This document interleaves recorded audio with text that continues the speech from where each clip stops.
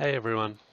There have been some comments across the socials asking how I am making my character controller so far. So I'm going to run through our process and how I've managed to get it to this point.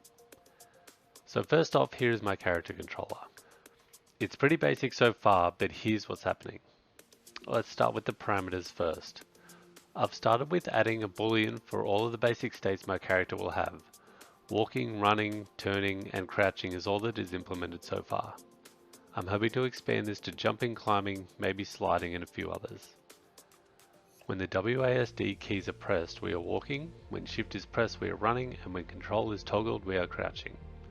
We can simply transition from each state based on which of the parameters is set to true. So how is that done? Here is a work in progress of code that handles the state transitions. This is very much a work in progress and will change drastically over the lifetime of the project. It's relatively simple though.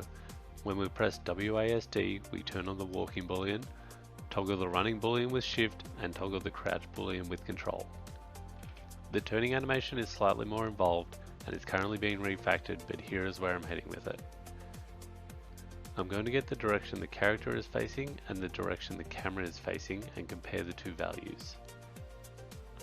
Depending on the input from the player, I will need to determine whether we are trying to walk in the exact opposite direction than what we are facing. If this is the case, we'll play the turning animation.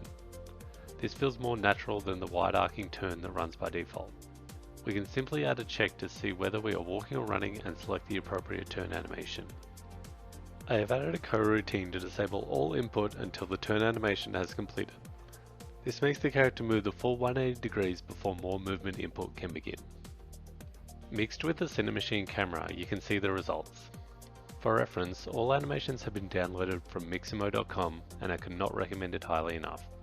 There's everything you can need to get a simple animation rig set up like this one. The next steps for my character controller will be to implement the turning animation completely for all scenarios, as well as adding some aiming with various weapons, strafing, climbing, and sliding. A long way to go yet, but I'm happy with what I have so far. Thanks for watching, and I'll see you next time.